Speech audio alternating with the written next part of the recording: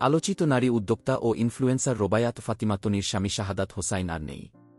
গত বুধবার ১৫ জানুয়ারি স্থানীয় সময় রাত ৩টা ৩ মিনিটে ব্যাংককের একটি হাসপাতালে শেষ নিঃশ্বাস ত্যাগ করেন তিনি।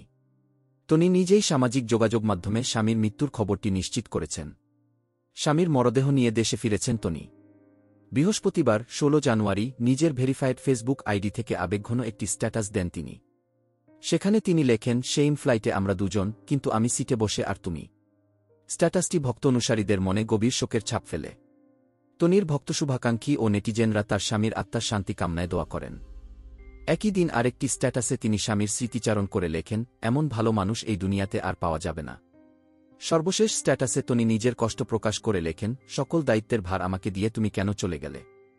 উল্লেখ্য, দীর্ঘদিন ধরে ব্যাংককের একটি হাসপাতালে চিকিৎসাধীন ছিলেন তনির দ্বিতীয় স্বামী শাহাদাত হোসাইন।